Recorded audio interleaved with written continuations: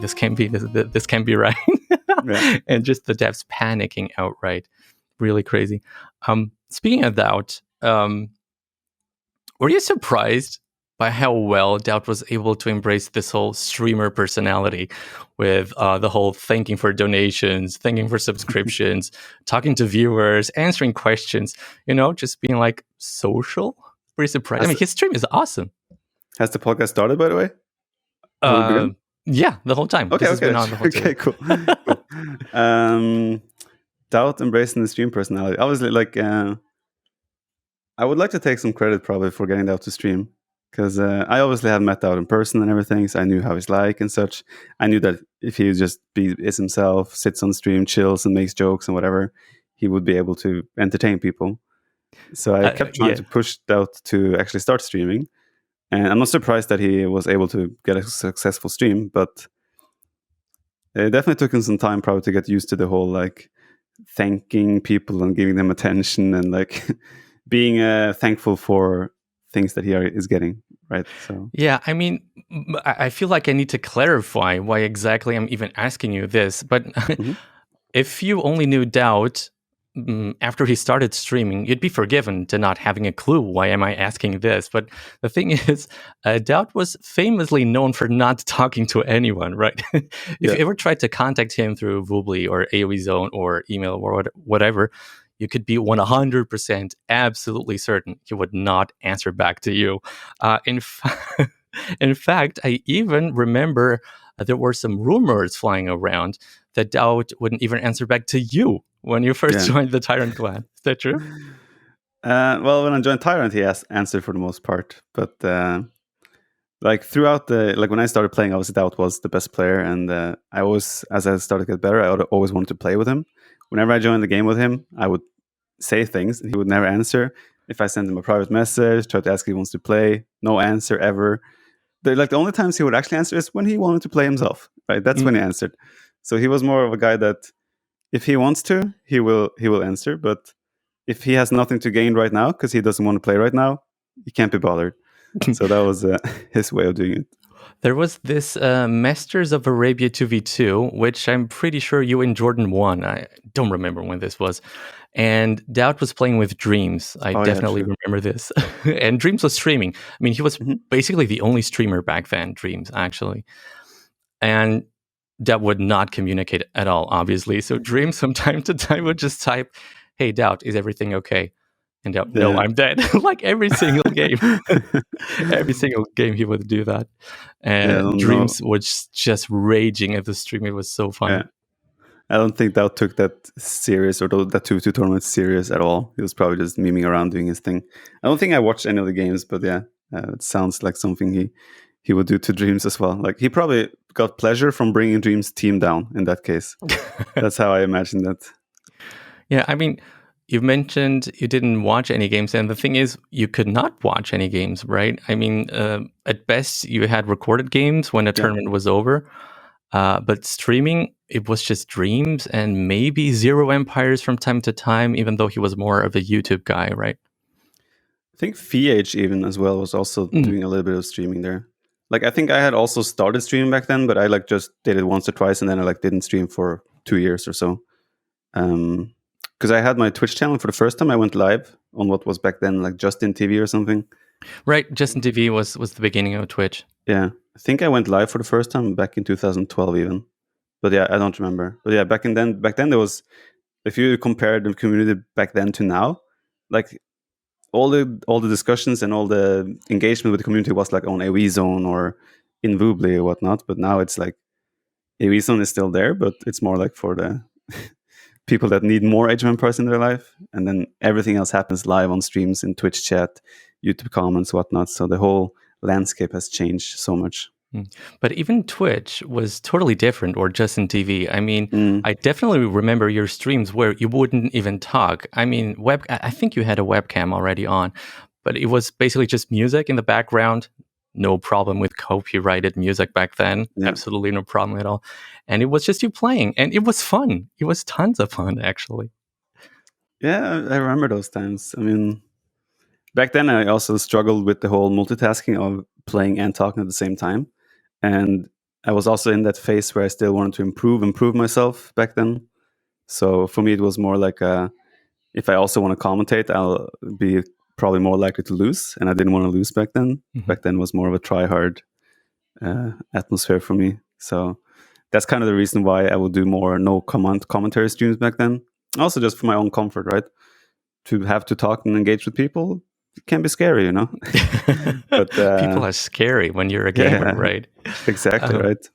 But, right. I yeah, definitely need to tell this story, though. I just remember it before I forgot. It's still on DauT. This was the Top Experts League number 2, which I organized, and I believe it was DauT versus Slam. I'm not entirely sure on that, but anyway, back then we didn't have the Hidden Civilizations feature. You remember this? So I still wanted to give the players the possibility of picking a civ without their opponents knowing which civ you've picked. And so what I ended up doing is I just simply requested players to message me in private what they wanted their civs to be, and then I would just announce it in the lobby. So the first game of a series was always a Hunt's War, so no problem there. But then on the second game, I would expect players to message me, but this was DauT. So I'm there waiting for players to send me their civs. Slam does it, of course. Nothing from DauT, obviously. So, hey, DauT, I'm waiting on your civ. Nothing. So then I just simply decide to write it in the lobby. Hey, we're still waiting for the players' civs in order to launch the game. And DauT goes like, well, what if I do want my opponent to know my civ? There's literally no reason for you to tell your opponent your civ and not have him tell you your civ, because you can't even argue you were mind gaming or something, because once you said your civ, you could not change it back. But this just goes to show how deep he was in this mindset of just not answering to anyone. Yeah, I think back then as well, he was obviously he was probably still Top Experts League. Maybe he wasn't the best player anymore, but he was still against an opponent like Slam. He probably still felt super comfortable or confident. So in those scenarios, he would definitely probably wouldn't even care if Slam got told his civ. So, yeah, I mean, he was even considering putting himself at a disadvantage. Just just stick it up to me. Not going to answer back, man. Yeah, but that's weird as well, because Top Experts League back then was even probably one of the more prestigious events we had. Well, it was kind of the only recurring series we had, right? Yeah, exactly. I actually remember I was a little bit annoyed about the format, because after I won the first, I couldn't play the rest. So I was like, I had to sit in the sidelines for the next edition. So that was a little bit annoying, actually. But well, you did win the first series, obviously, and that's why you didn't get to play the other ones, and you won the very last one where the winner of each series got to play. Of course, you did. Yeah, so but let's get back to the beginning of your career. So your father is PKZ. He is the founder and the lead administrator of aoezone.net, formerly known as aoczone.net. Was he like your first contact with the game? For sure, obviously. I was probably 9 or 10 years old back in, I even think the first game I played was Age of Empires 1. Because I vaguely remember seeing those villagers with spears hunting lions. Oh, wow. Or throwing spears at lions. I was like mind blown. Oh, this is so cool, you know. And my dad would let me play sometimes during weekends. He would just be like, because usually the Sundays for us would be like, we would just wake up, have a normal day, and then we go to a prayer's house for like 2 hours. And as a reward for being nice and calm during those 2 hours, I would sometimes be like allowed to sit down on his computer and just play some Age of Empires. And that also trend continued with Age of Empires 2. And I think we even tried Empire Earth when that came out. Like, my dad was like hyped and like told me that there's new Age of Empires out, Empire Earth, and it was so bad. I don't think I've played it. Did it come like after Age of Empires 2? Yeah, it was after Age of Empires 2. I'm not sure if it's like labeled as a like follow-up to Age of Empires. I don't think so, but it was like a similar kind of concept, or RTS game. You go through the ages, but that one went so far through the ages, you went to like super modern warfare. And us who like Age of Empires, we like the medieval era, with swords and shields and bow and arrow and those types of things.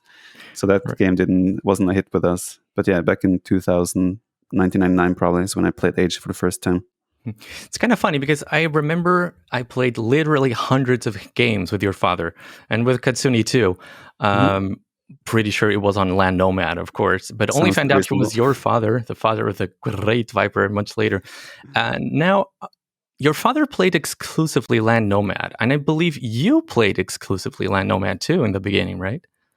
Correct. Well, so like since I played the game since I was a kid, obviously I was 19 years old back then. Even back then, my dad played mostly Land Nomad. But I from the phase probably from 2001 until like 2010, I didn't really play Age, at least not random map. We actually had a community that played like Lord of the Rings scenarios in Age of Empires. Dave was actually part of that. Yeah, And yeah. Dave was a custom scenario guy his yeah, whole life. exactly. So yeah, we would meet during summers throughout that whole phase of those 10 years. We would meet during summers and just play Age of Empires, Lord of the Rings custom maps. Great times there, by the way. But yeah, and then back in 2010, I had just moved back home, and obviously I saw my father still playing Age of Empires, naturally. And yeah, I started playing again. The map I remember playing was Land Nomad, and I played it exclusively for probably a year and a half almost. It's kind of weird, right? Because that used to be such a popular map, Land Nomad. Not only in ladder games, also in tournaments. I mean, we had a major team game tournament dedicated to the map, the Tribal Wars, I think it was 2012. And now it just seems like the map has completely disappeared from the game. What happened? I think the main reason it was played a lot, I mean, we obviously people who follow the competitive scene is like when the TyranT sponsor, who is the guy who put up all those things, was around, it was a lot of Land Nomad. And that's why I think people have like this memory of Land Nomad being super popular and played a lot. But yeah, once he kind of stopped sponsoring tournaments, I don't even know if there's been Land Nomad included in tournaments ever since then. Well, the Nations Cup, Okay, the Nations Cup. SY Nations Cup, but that's mostly because I loved the map and I organized the tournament and I really wanted to have it in there. Yeah, but it's like then it's like only like one map, very rarely throughout the tournament, right? In a set. Mm-hmm. Well, But we definitely had experts. I mean, Land Nomad experts, right? I mean, the TyranT sponsor himself was a very good. Well, I don't know if he was good, but he was at least decent Land Nomad player, right? yeah, he was pretty good. Obviously, he got very close guidance from Kkab himself, who is probably the guy to go to for Land Nomad. So Looking back at it now, you haven't played the map probably in a long time. Is it a noob map or is it a great map? um, I think it's a good map for entertainment. Playing it, I think it can be fun to play. The issue with the map is that it's well, at least it used to be very civ dependent, right? If you played 4-4 Land Nomad with random civs, it's like the one team spawn with Chinese and Mayans, game over. The issue for competitive sake is just the pace, right? You start, 3 villagers Really have to build slow. a lumber camp first, then collect the wood to make a town center. While like Nomad, for example, is obviously it's more popular because it's more wild. There's water involved as well. You But can you lame a can build lot, your right? TC. Yeah, you build a TC right away. You build a dock right away. Like the game starts. With Land Nomad, it's like you build a lumber camp, you chop a wood for You like wait until you 2 got minutes. You wait. 2075. Yeah, exactly. If you like, there are so many games where you don't find any sheep. You place your lumber camp. You can't even scout. You can't do anything. You sit there for like 3 minutes chopping trees, and then you're like, okay, let's Yeah, build a town center. it's like the perfect map to play with your friends. Yeah. I don't think it belongs in a tournament. That's definitely true. Right. So I believe your first big clan was RVK. Is that true? Um, well, big clan. I remember being a part of a clan called Knights of the Realm back in That like brings 2000. back memories. Yeah. Yeah, like it was KOTR in brackets, like because my dad was a part of that clan, so he was able to sneak me in as well. I was a part of that clan for a little bit, but obviously I wasn't really too active or anything back then. Mm-hmm. But Right. But when you joined RVK, I believe they had the big names already. yeah, I believe Dogan was there, Chris was there, Jordan was there, right? So did they contact you? Did you apply? How was this whole process? I don't remember if Chris was still a part of RVK. I think he had already gone on and made like his own team because that was for the World Clan League 7 when I joined. And Chris was not part of the team. He had his own team for that. I think it was actually teaming with Spring and some Wow, other guys back then. was Spring active back there too? Wow. Well, this is 2000 and 2011, 12? Right, 11, right? Well, Clan League 7 when I joined RVK. Yeah, Tribal Wars was 2012, so probably WCL was 2011. Yeah, sounds about right. That's when I joined RVK. I think Togao is the guy who wrote to me. Obviously, I had been, that was during the phase where I was kind of getting my rise in terms of skill level. I was getting on people's radar. And so it was Jordan, Ryut, and Togao having a team, and they wanted a fourth player. And me and Jordan had actually started hitting it off a little bit in terms of like we got each other's humor and kind of things like that already. So I think that's where the bromance started. Yeah, that's where it started, kind of. But yeah, so Togao just wrote to me and said like, "Hey, we need a fourth for WCL 7. Would you be interested in joining us?" And obviously, me, who was ambitious back then, having been reached out to by these three guys, Togao, Ryut, and Jordan. Jordan obviously was a top player back then. Ryut was potentially considered the best player, along with like DauT, like the only guy that would come. He wouldn't play that much, but he would be like whenever he came, and if Ryut played against DauT, like because Ryut beat DauT in the Brain Champions League, something like that. I don't remember. So it was like a big brain cup, not big brain. Brain Cup Championship. Something. It was BBC or BCC. BBC. BBC, yeah, something like that. All right, yeah. It was like a big event because Ryut actually beat DauT in that tournament. And whenever Ryut and DauT played Raider games, it was like that was the hype in the community, right? And yeah, I would see Ryut just randomly show up and beat DauT 2-0 in like Raider games, and I was just like, this guy must be amazing, right? That must have stung for DauT. Yeah, for sure. I think DauT was a little bit like, I mean, back then DauT was probably in his like laziest AoE phase as well. So I'm not sure how good his shape was and so, but yeah, to join Ryut, Togao, and Jordan back then was a big moment for me.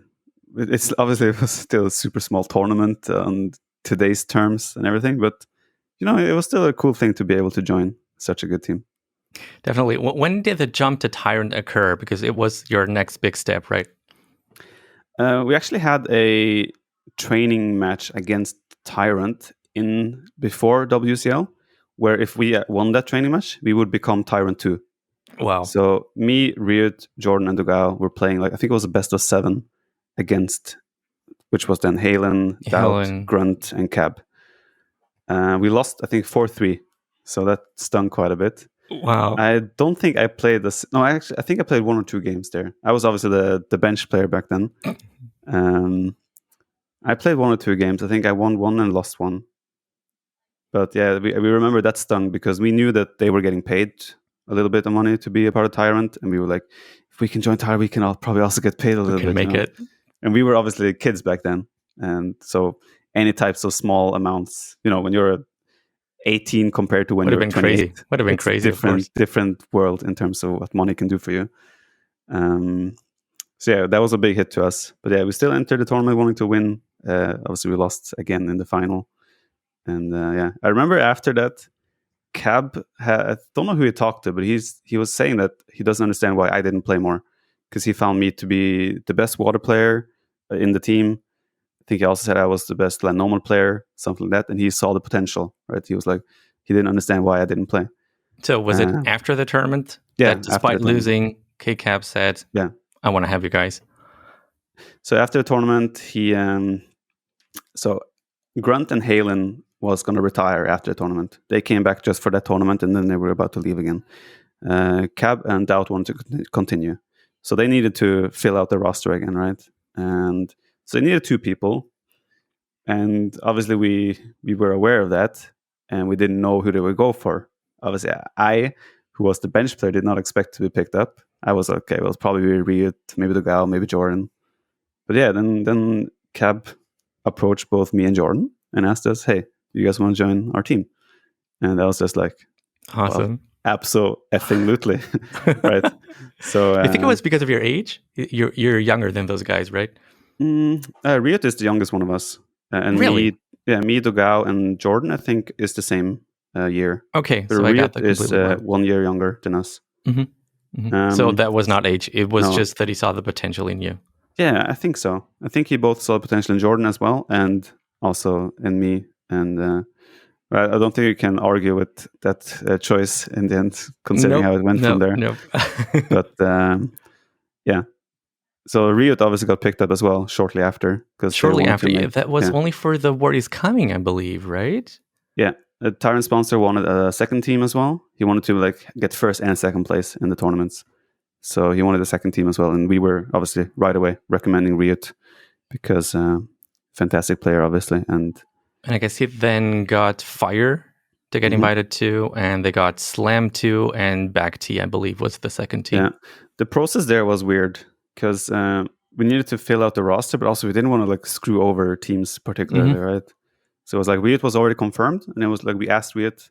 I was not a part of this process, obviously, but Kkab did ask us for our opinions on who we think is a good fit and such. So Riot was pretty much asked, who do you want to be on your team? Because Riot was kind of going to be the captain for that team. He wanted Fire along. And then I think there was talks about Goku or another Brazilian as well. Yeah, as a Fire used to play with Goku all the time. But I think that was actually shut down because he wasn't considered good enough as a player. And then it was just about finding the rest of the players, which ended up being Back T and Slam, which is quite weird because you have two Brazilians and then you get one Vietnamese player and one Canadian player. I mean, the scheduling problems back then. Nightmare. The biggest nightmare ever. But I think the argument for it working was because obviously we were going to be paid a little bit of money to represent TyranT and such. And when they were paid for, in Vietnam, a couple of dollars goes a long way. So for Back T was no issues. Waking up 3 a.m., no problem. I'll be there, right? Fire as well. Fire and Riot had to wake up 5 a.m. a lot of times to train with us. So I don't envy that.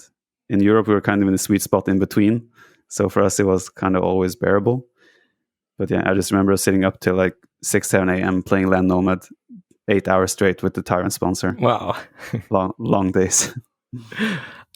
Speaking of TyranT sponsor, after so many years, so he stopped being active now, 4 years, maybe 5 years even. How much are you willing to unveil the true identity of the mysterious TyranT sponsor? He obviously he has a lot of money. It was anything he gave to Age of Empires was just a snap of the fingers, and he didn't even notice it was gone. And obviously people saw us being in the 5-star hotels and everything. So yeah. So just to make it clear, what was available to the public, what was available to the plebs like me, is that this is a filthy rich guy, an incredibly wealthy individual from Dubai, who obviously has or had a love for Age of Empires. I mean, you guys were lucky enough to be invited to his palace, I believe is an accurate description, right? Couple of different palaces. Okay. Sorry. All expenses taken care of, obviously, and you even got to engage in some pretty wild adventures back there. I mean, there are some YouTube videos around with you, Jordan, Riot, Kkab skydiving. But he always wanted to be anonymous, right? He always wanted to stay in the shadows, so to speak. Yeah, for him, Age of Empires wasn't if you see sponsor these days, it's yes, I can give money, but I want something in return. For him, it was just this game is fun to me. It's enjoyment for me, entertainment. I'll give you guys money. Let's go. Let's win together. You're my team. Let's win and things like that. And we will get rewards if we did well in tournaments or if we like those Dubai trips as well. He obviously requested to stay anonymous. We obviously know who he is. We met him in person and such. But I also he did so many things for us that I would never betray that request of his to stay anonymous. Obviously. So I had to ask, I just had to of course, I understand. But he did so much for us, and he did so much for Age of Empires as well. I don't think if he was around, I don't think we would be in the situation we are right now. So even though he's gone now, obviously, we still... His legacy lives on. Exactly. Speaking of Kkab, and I demand full honesty from you in this one, is Kkab the most overrated player in the history of Age of Empires 2? Absolutely not. Okay, so You may have expected me to answer yes there. What? not really, but so I'm just gonna tell you what I think. I mean, some people love to describe him as this great mastermind of Age of Empires 2, right? Capable of coming up with the most incredible, unpredictable, and brilliant strategies. So basically, like the Yoda of Age of Empires 2. And yet, for me at least, time and time again, his playing showed that whenever he played 4v4s, and that's mostly what he did, he would be the first one to die every single time, and sometimes in pretty embarrassing fashion too. I remember a couple of games. Anyway, you guys still ended up winning, obviously, because his other teammates were you, Jordan, and DauT, pretty much the three best players in the world. Decent But team. that's what people like me, who are very much on the outside, got to see. So, what's your take? How good was he really? So I would compare him. He's very different to Tato, but in terms of the role in the team, I would compare him a little bit to Tato right now. If we play 4v4, if there's anyone who's going to do like slinging or like sneaky forward and walling and laming and all these kind of things that just is long-term good for the team, but he kind of sacrificed himself a little bit. That's kind of the role Kkab served back then as well. If anyone was ever slinging in our games, it was Kkab. Kkab always viewed us like we are better players, executioners than him, but he is willing to put down the work to do like he practiced slinging. Can you believe that? You practice slinging. You practice building up your economy, stonewalling, and sending resources. He trained that hours and hours. Okay, let me just say something. But I mean, the comparison with Tato for me doesn't really work because Tato is an excellent 1v1 player. Of course. He's a fantastic 1v1 player. And Kkab, I don't know. I never saw him play 1v1. I mean, he wouldn't participate in any 1v1 tournament. Yeah. So how much, I guess this is what I want to know, how much of his team game skills were just him playing with three exceptionally good players? Yeah, so this is where I'm going to reveal why I completely disagree with the statement that he is overrated. I don't remember which 1v1 tournament it was. It was one during maybe it was Clash of the Titans. No. Actually, I don't remember exactly. Oh, I think it was training for the 1v1s during the big War is Coming. Yeah, there were 1v1 games inside War is Coming as well, right? So I trained obviously with all my teammates, Jordan, DauT, and Kkab. The guy that beat me the most was Kkab. Wow. I would clap Jordan, I would clap DauT, but Kkab, he was the one who actually took proper games from me. How was his 1v1 style then? He could do this thing where he would try to mimic other people very well. But his 1v1 style was very strategic, as you can expect. But like when he actually played 1v1s, I'm still sad that he never signed up for 1v1 tournaments because he was a really good 1v1 player. But he could like decision making, right? Because my strength in many ways was obviously I was good at macro, micro, all those things, but decision making was where I kind of like outplayed a lot of people. But I didn't have that. I didn't feel like I had that edge that much over Kkab. So in some games he would just like make the better decisions, and therefore I would lose. And I actually learned my arena style a little bit from him in terms of how he approached it. For example, this is a thing Loisa did very well as well. Like there might be a better exceptional arena player for sure. There's like a thing where it might make more sense to go for the unique unit, but if you need that castle to produce trebuchets instead, you want to supplement that with military from other places because you want to focus on trebuchet production. And that's something that didn't really click too early for me. But when I saw Kkab doing it and like kind of get that, and I also saw Loisa do it at a later stage with Aztecs, for example, in Aztecs War, where most people would go Jaguars, Loisa went trebuchets and champions instead. So he could take down the castles while having military as well. Those were the small type of things that Kkab did really well in terms of like just reading and making a correct judgment in the game. Also, just to point out on his team game thing, Kkab wasn't a strategic mastermind that people think. He didn't come up with amazing strategies. He didn't come up with all these things. What Kkab did exceptionally well was the small details in terms of even on land nomad, like how many villages should you have, like a water map, how many villages do you need on wood to get like a 2-dock fish boom going? He would train those things to the core in terms of like figuring out the right build order to maximize the efficiency. Those are the things that Kkab did exceptionally well. And like I said, he trained slinging, right? No one in their wildest dreams would think about training slinging, but Kkab did it, and that's where he contributed a lot to the team in terms of like. There's one map as well where there's like town centers. You start in like each your isle in the middle of the map with water, and then the surrounding is land as well. Decentering. Yeah, and exactly. Decentering. Yeah, exactly. And that was always the question, whether you should TC your island or move outside first and then TC.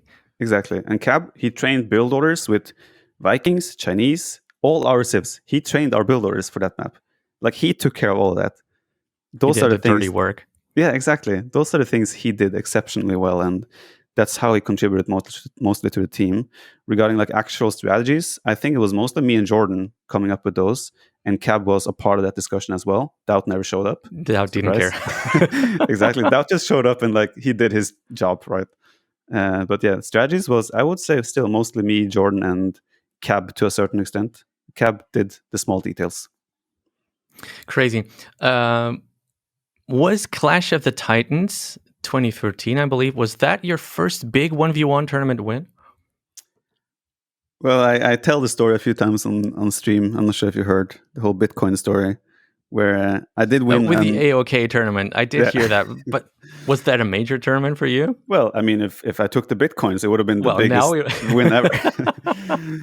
No, but yeah, Clash of the Titans was probably the one where I was like, okay, I am actually one of the best, or like potentially the best. Although I feel like that tournament as well with the format. Yeah, yeah, you might have. Well, I mean, you played by the rules, you won. So let me just make clear what happened. So in the last stage of the tournament, it was a round robin, right? Mm-hmm. It was 6 players, and the system was built like this. Each win gives you a point, right? And so it came to this, that you beat everybody except for Jordan. And Jordan did beat everybody, but he still ended up being second place. And the reason is that you beat everybody 5-0, or a lot of people 5-0, 4-1. And Jordan struggled a little bit more, but he beat everybody. So a lot of people said maybe Jordan should have won. But you played by the rules, you won it. Yeah, obviously I didn't do anything wrong. So, I still feel somewhat that I deserve to win that tournament. Like, even if Jordan beat me by the rules, I think I should have, like, because I trolled one game against Say My Name, which, like, I was leading 4-0, and then I went for a troll strategy, and I lost one game. And it was like, it was so stupid, right? So if I had that point, I would have still beat Jordan, even though like, at the end, I think the last round was me against DauT, and I had to win 5-0 to win the tournament. Yeah, exactly. So like, I put so much extra pressure on myself by throwing a game for free against Say My Name. So I was quite annoyed by that. It's funny, I was visiting Jordan during that game. Mm-hmm. Me and my wife went to visit him, and we watched that game together. And we were just like, damn. I mean, I was rooting for Jordan, of course. I was next to him. Yeah, of course. It was just, damn, DauT, just win a game, man. Nope. The worst part is the game 5 in that set. I was up 4-0. Game 5, I was in a really rough spot against DauT. But that was that was one of the things that I took from Kkab's playstyle, in terms of, it was a Saracens war on Arabia, and DauT went for Mamelukes, castle production. I went for heavy camels and trebuchets and onagers and whatnot. So I went for like army numbers to raid, to kill it, like, because camels still do very well against Mamelukes. Well, DauT went for the power unit, and this is similar to how Aztecs, like Jaguars versus Champions. I was able to win the game because of decision making, and obviously it was a big relief. Now, the thing that makes me feel a little bit bad is that Jordan, he never really won only one tournament. Wow. That's always gonna probably like be a little bit of an issue on his CV. Well, let's be fair. Right after Clash of the Titans, for me, best series that this game has ever seen was organized by yours truly. And Jordan, spoilers, did beat you on a best of 21. So I mean, I remember he was feeling really good after that. So that's kind of a consolation prize. Now, something else. it was pretty much around this time, I believe, that streaming was really starting to take off in the professional scene, right? And this was also the time, as you just said, where you were starting to really cement your position as the best player in the world. And to me personally, it was perfectly obvious from the very beginning that you had everything that it takes to become a successful streamer. And yet you only chose to do that. You only chose to do that in 2016, I believe. 2016 was when you started going full stream. So what I wanted to know is, what were your plans for life back then? What did you want to do? What kind of jobs did you do? What kind of jobs did you want to do? Yeah, so this is around 2013, 14, I guess, in that area. Yeah, correct. I believe the best of 21 was 2014. Yeah. So the TyranT sponsor was still a part of the scene back then. Mm-hmm. So I obviously got some money through that, and I had some small jobs at my island where I was like also working in the gym. I was like helping people with their exercises so that make sure they do exercises right. I was having classes with people that have heart issues to give them like softer training so they don't overdo it.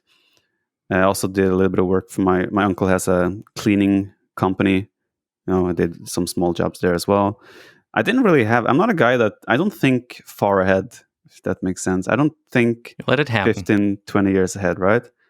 Some things are in front of me. Obviously, like long-term perspectives, short-term perspectives, like a year from now, sure. But like back then, I was happy with where I was. I lived with my parents still, so I had some sort of buffer in terms, so I didn't have to pay rent. So that made it easier for me. I was able to play Age of Empires and do those small jobs to earn some money and be able to like pay what I needed. I didn't really have a vision. I was reaching a point when the TyranT sponsor left, like say 2015, late 2015, early 2016, where I started thinking about, okay, I can see that he's getting less and less involved, the TyranT sponsor, so I'm going to have to actually plan my future now. And then it was just like, what do I actually want to do? I have no freaking clue. So the thing that came closest to me was that my dad obviously is a developer and whatnot. So I thought about starting to learn coding. I could learn that from home. My dad could help me if I needed help. So that's kind of what I started doing a little bit. But I realized fast that I just don't have the patience to sit there and learn all these coding stuffs, whatever. So that I pushed that to the side quite early on. But the big thing for me was I started streaming a little bit again actively, like before I think it's the last tournament even that was sponsored by a TyranT sponsor. No, it wasn't even TyranT sponsor. It was the Chinese sponsor. What's the one that was in China? Arabian 2016. Invitational? No. It was. Well, he sponsored the Clan League. Yeah, that's the one.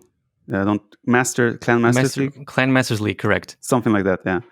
So before that event, which obviously we qualified for the LAN event in China, I started streaming against China, right? Exactly. Against the China team with DauT back then. Yeah, true. So we qualified for that, but I started streaming a little bit more that time. And suddenly I saw like, okay, getting some decent viewer numbers here. People are tuning in. It was obvious you would make it. Getting some donations and like people are subscribing. This is like decent money. Maybe I should try to test this out more, right? And yeah, I went to China. Obviously, I took a little bit of break from streaming because I went there, and then I got sick in China as well, so I had to stay there like 2 extra weeks. Yeah, we all remember that. A couple of funny and not so funny stories have been thrown around, but I don't want to go into that right now. So at some point, again, it was 2016, I believe, when you made the decision to go full-time streamer, and I believe it was shortly after that you left your parents' home. You went on to live with, I believe it was your cousin, right? Who goes by the nickname Toplo and was sort of a meme of your channel back then, right? Yes. If I'm not mistaken, you have 2 brothers and 1 sister. Is that right? Correct. And I definitely remember a couple of very cute moments where your little brother came up to you and wanted to show you something, and you just took him on your lap and you listened really carefully. What I'm trying to say here is that you come across as someone who's very much a family guy. You obviously played Age of Empires with your father. You obviously care for your little brother. How hard was it for you as a family guy to leave home for the first time and later on even move to Germany? I mean, I had already lived away from home. I lived in Tromsø for almost a year but I That's lived with my also in the brother. very north, right? Yeah, Of Norway. correct. I lived with my brother and my uncle then still. Like my uncle is 2 years older than me, my brother 1 year older. So we rented an apartment together and lived in Tromsø for almost a year. That's kind of where I had a little bit of a burnout and moved back home again. So yeah, I've lived with family my whole life until that point, pretty much. I wouldn't say it was hard because obviously I moved 10 minutes walking distance from my parents still. So it was not like I left and like couldn't see them again. And like where I lived, it's a small island. It's like 2,000 people there, and most of my family is there. So I've always been very surrounded by family. I have realized after like getting more look into other people's families and like seeing how relationships are, that our family is it's a super relaxed atmosphere in the family. It's like there It is comes no, across. It yeah, definitely shows. there's no pressure from any angle in any way, and it's just like a super. I can't imagine having a better family than I have, if that makes sense. And I think that also helped that my parents gave me the leeway in terms of pursuing this career, if you will. Never any like. My mom was a little bit like Skeptical? skeptical of like playing video games because she didn't have the insight, obviously. But my dad he was a part of this community, right? He kind of had Right from the intel, start, yeah. yeah, and knew what was going on the whole time. And I think it's been cool for him as well to see me grow up to become this inside his favorite game. Well, honestly, as a parent, it's like I would say it's the dream for every parent, for every father, that your child sort of succeeds, becomes the best player in the world at the thing that you love to do. Must have been awesome for him. Hope so. Now, sorry. Yeah, as I said, I hope so. But yeah, I mean, I've always been close with my family. Like for me as well, I have such a big family, right? It's hard for me to have like a proper close relationship with everyone because I have like 20 cousins, 25 cousins, something like that number now. I don't even know. That's how big it is. Yeah, but yeah, it's just like even though it could be a family member that I talk to 3 times a year, but when we meet, it's just like this is my family. You know, it's just like that. Awesome. I want to ask you about something completely unrelated. In my lifetime, there were 2 terrorist attacks that really shook me and really shocked me. And one of them was obviously 9/11. And the second one was the terrorist attack in the Utoya Island, or I'm certainly butchering this, which interestingly enough happened almost exactly 10 years ago. It was on the 22nd of July, 2011, I believe. So just to those of you who don't remember this anymore, basically what happened is this guy disguised himself as a police officer. He then drove up to this small island in the outskirts of Oslo. I believe a youth camp was taking place there. Yeah, political youth camp. Yeah, so he then gathered everyone in front of him under the false pretense that he had a very important message for everyone, then just simply opened fire. 70 people were killed. A big portion of them were minors. As a Norwegian living in a country where things like this don't happen, Never how happens. did it affect you, and how did it affect the people around you back then? I remember it very strongly because, like, for me that month is always I watch Tour de France. That's like my like July month. I always used to watch Tour de France. My mom would also watch it, and I was watching Tour de France, and suddenly these news started popping up on the Tour de France presentation, like when they're showing the TV show Tour de France that is showing in Norway. And I just remember how silent the commentary all of a sudden got and everything. And like we didn't watch the cycling anymore. It was all about what's happening there. Obviously, there was a bomb that blew up in the city right of Oslo that. as well. Exactly. And yeah, I mean, just the more and more news came in, and like that. Of course, it's sad no matter who dies in these situations, but when it's like children or kids that are just starting their lives as well, right? I was in the almost like the same age of a lot of Same people age that than died. them, yeah. Exactly. It's like just imagining being in a situation where you're stuck on an island as well. There's no escape. With a guy like that, it's just I don't know. It does something to you as a human being, and yeah, I don't really know. Did people talk about it, or they just couldn't? It's like, like, what is there to say, right? It's like obviously this is I don't even know. Like Yeah, I I don't believe think I disbelief personally. Yeah, I is the don't think I reaction. talked about it with anyone. It's more just like you process what's happening, and obviously I'm sitting there. And my mom is probably next to me. It's like we're both just processing what is happening, right? And probably saying this is so sad and things like that. My mom actually went there as well shortly after to like drop flowers and such next to the where they had like a memory area. So yeah, obviously super sad. Okay, let's get back to happier things. Okay. Sometime after leaving your parents' home, you fall in love, you meet your girlfriend, Debbie, and you Mm-hmm. move to Germany to live with her. Yes, And you've been there since 2019, I believe. correct. How did you guys meet? When did you decide it's time to move to Germany? So the first time I learned of her existence in this world was that I was streaming, doing my thing, and then I was about to go offline. And I obviously, when I go offline, I scroll through the Age of Empires streamers, see who I'm going to host. And I saw like drunk stream. I'm like, okay, this looks interesting. I saw a web camera. I saw drunk stream. I'm like, okay, this looks like worthy a host. Promising. Yeah. So I opened the channel and I saw as well something written with. At this point, I had already also started playing a little bit with Rocket Beans, the Rocket Beans from The German Germany. guys. Yeah. And I saw something written Rocket Beans below her profile. So I was like, oh, maybe she's part of Rocket Beans. So I was like, okay, let's just host her. And I hosted her. And when I host people, I also go to her channel for a minute or two to like see what happens and talk to them maybe. And she was like, just like, oh my God, the God of Age of Empires and things like that. And I'm like, oh, okay, goodbye. So like, I can't handle that much of a fanboyism or that in that regard. But the truth is, she actually didn't really know me much. She had heard my name through Rocket Beans, and she just, in her words, she felt like she had to like show appreciation somehow, and like so. Obviously, being drunk as well, that probably helped in that regard. But yeah, I felt a bit awkward entering that stream because she was a little bit over the top. So I left her stream again, and then I think it was Bean Dip who wrote to me like 2 hours after, like, she is such a big fan. You should come and talk to her more, things like that. And like, okay, I'll drop by again. And it was a little bit more calm then, but yeah, it was fun to watch and such. So that's the first time I knew about her existence.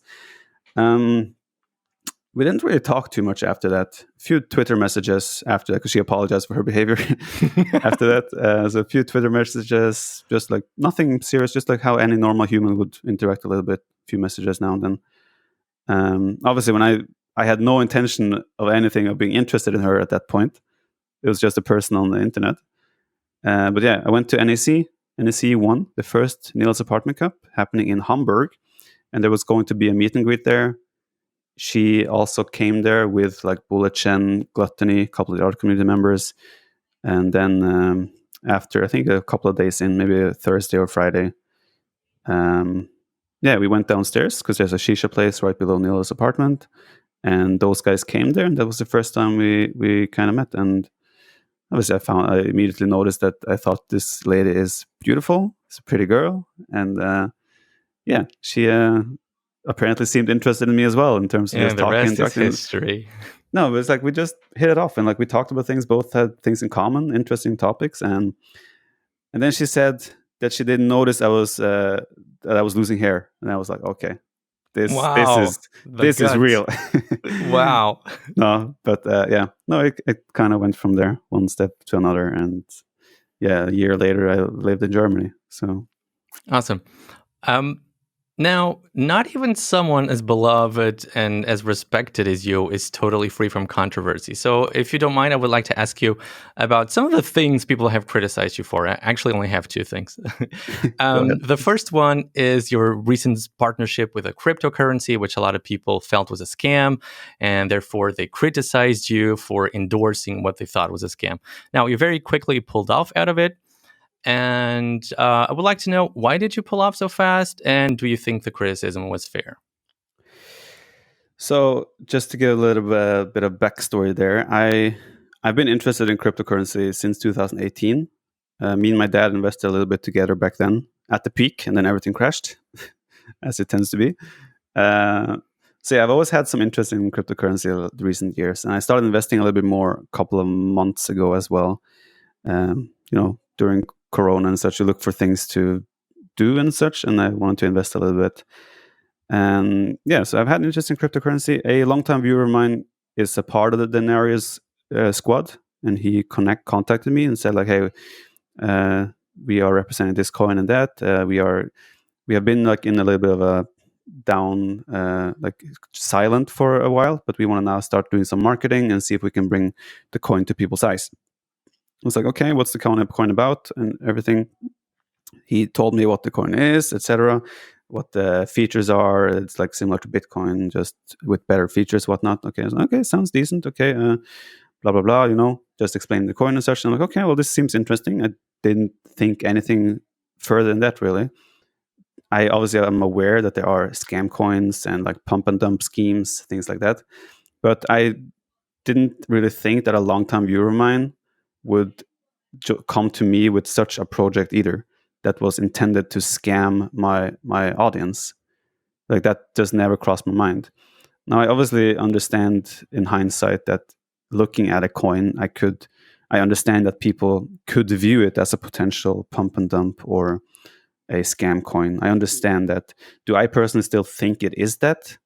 Based on my interactions with the guy I was talking to and such, I don't honestly know.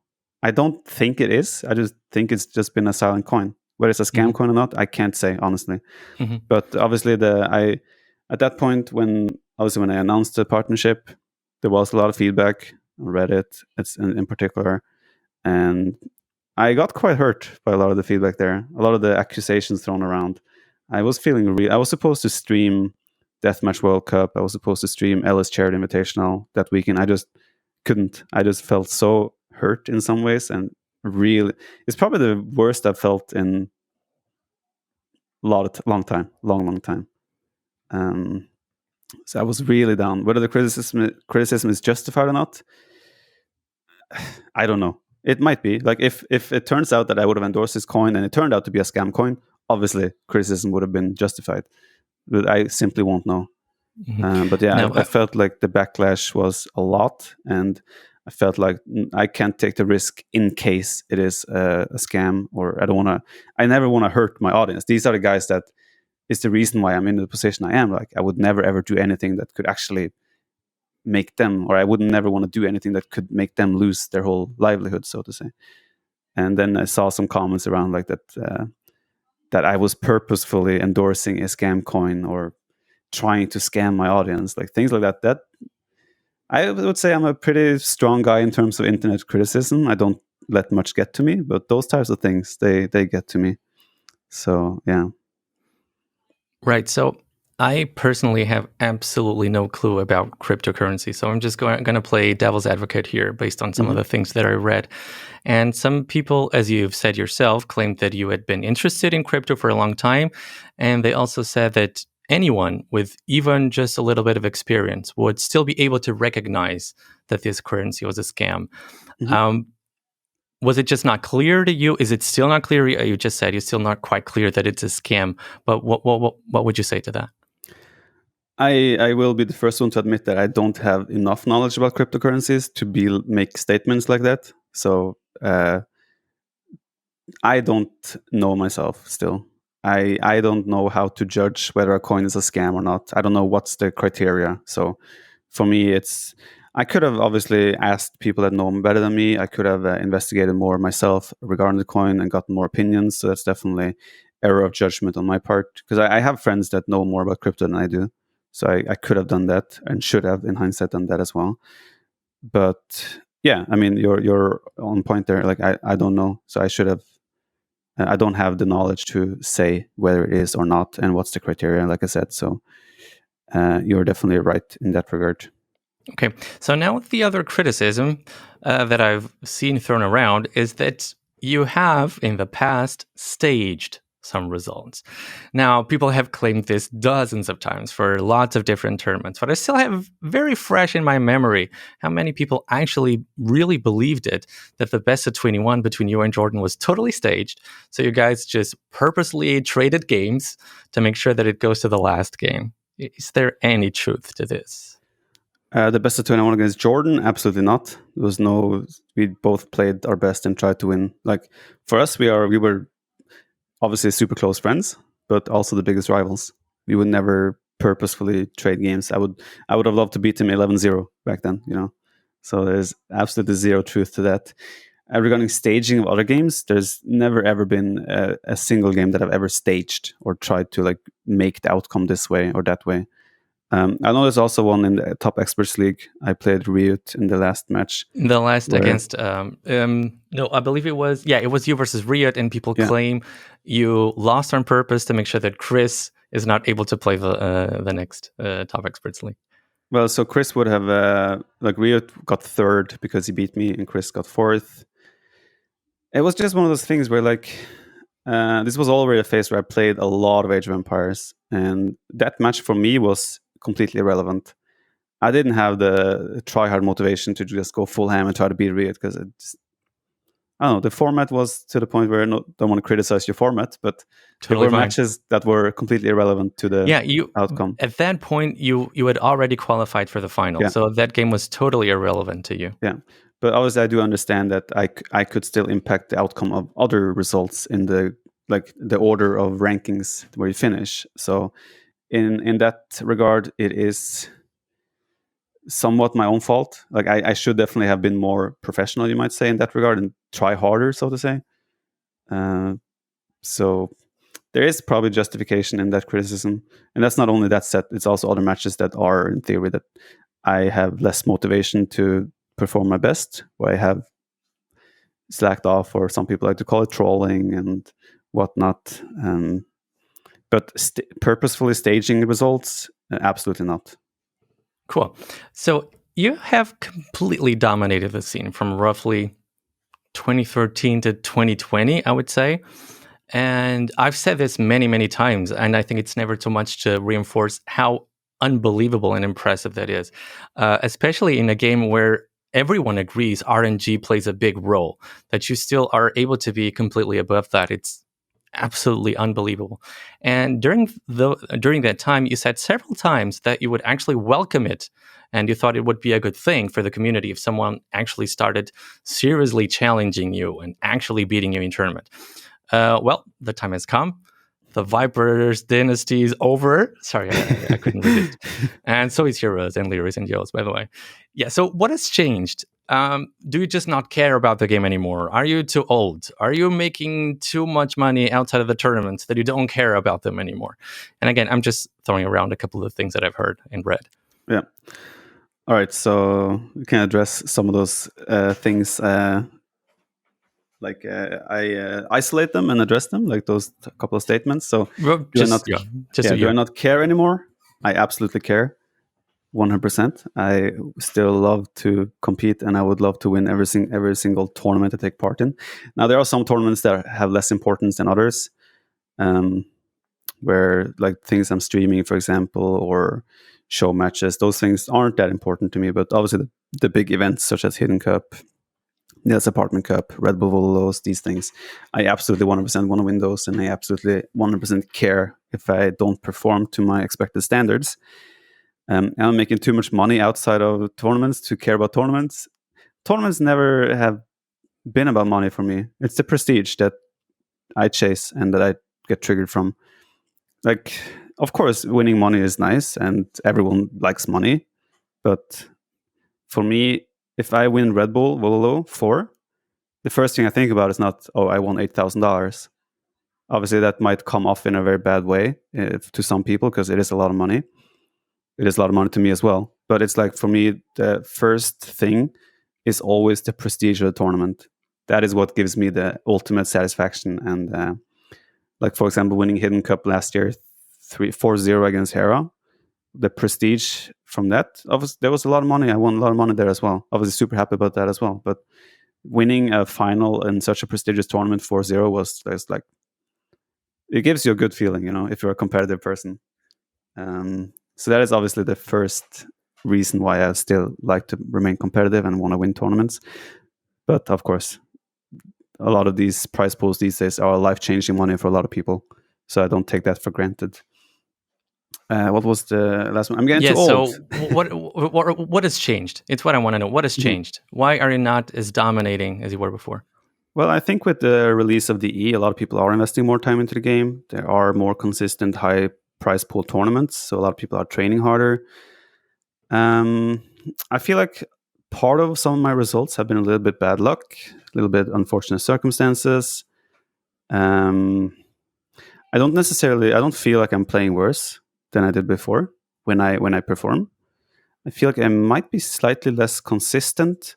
Whether that is due to getting old. I mean, I'm 29 years old now, you know. So whether that is losing hair, losing hair, you know.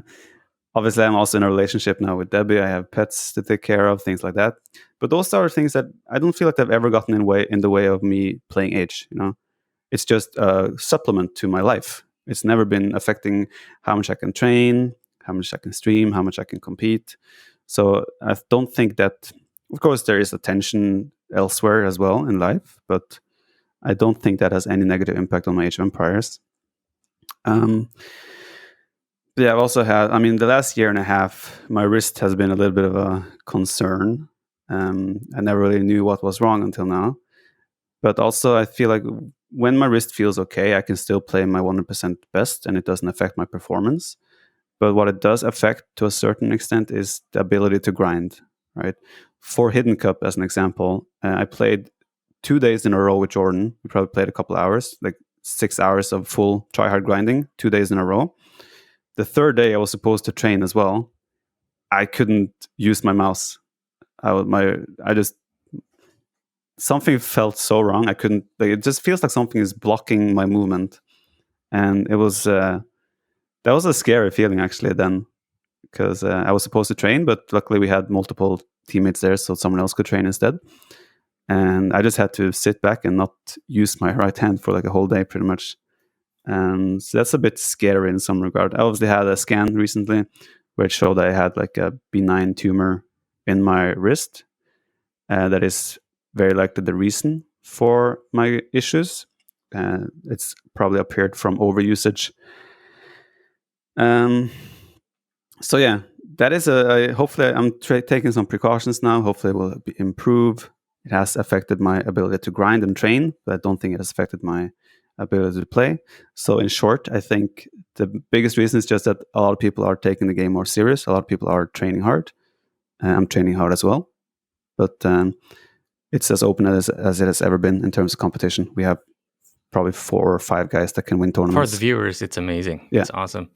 Yeah, so you recently went public with that whole wrist ordeal, and if you don't mind talking about it, I'm kind of curious. How serious of an issue is this? I mean, assuming things go horribly wrong, does this have the potential to prevent you from playing Age of Empires at a professional level in the future, or is that still a very unlikely scenario at this point? I don't really know what to expect at the moment. The thing is, like, I don't have to have surgery. That's the first thing, and that's a good sign. Because if I would have to have surgery, that would very likely have like a potentially worse outcome long term. Impact the nerves, probably. Yeah, exactly. It would have been worse. So at the moment, the recommendation from the doctor was use your wrist less, hold a mouse like, because when I'm holding a mouse, I hold like this. So I'm always having my arm put up. Obviously, people that are listening to this cannot see, but like, just imagine you're holding a mouse. So I'm wearing this hand thing as well that keeps my wrist in a certain position to avoid that movement. And so I'm trying to have that movement way less, which obviously I need that movement when I'm playing competitive Age of Empires, which is why I'm also trying to do a little bit more casting now and calmer things, so to say. Mm-hmm. But long term, I don't know, honestly. I don't know if it's going to stop me from playing at one point. Hopefully not. I would also love to give it a try in AoE4 if it becomes an esport to see if I can compete. But that's one where I'm a little bit worried that I potentially cannot put the hours to grind to get competitive. But yeah, we'll see. This whole streaming business in general is still fairly new and like unexplored territory for everybody, obviously. How confident are you that you're going to be doing this until professionally until the end of your working days, for example?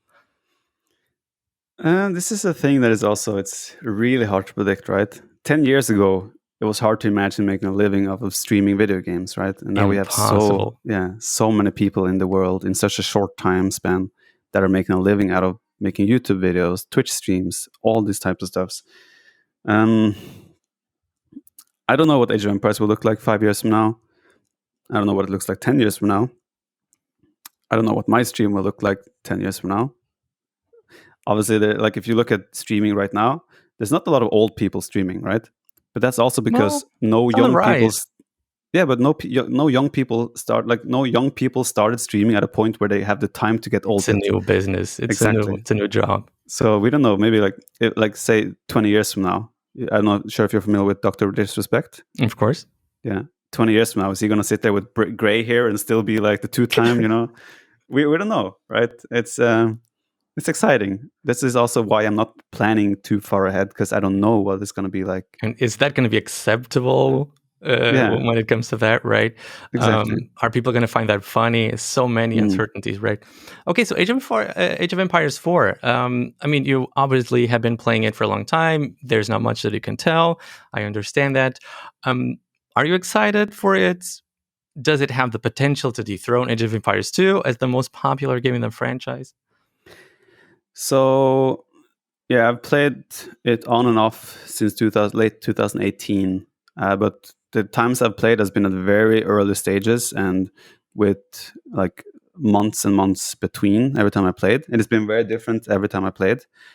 So I feel like just to judge the game off of what I have played is wrong. But every time I played, it's been significantly better and more enjoyable for me to play. I think it's a different game to Age of Empires 2, naturally, which it should be. I think it's going to be hard to actually, you cannot put them, like with AoE2 and AoE3, for example, you put them up next to each other, you compare. And people are like, oh, AoE2 is so much better. I feel like AoE4 will be a different game to the point where you should not compare the games like that. I think it will be a good game. I think a lot of people will enjoy playing it. Whether it will become esport or not, I'm not sure.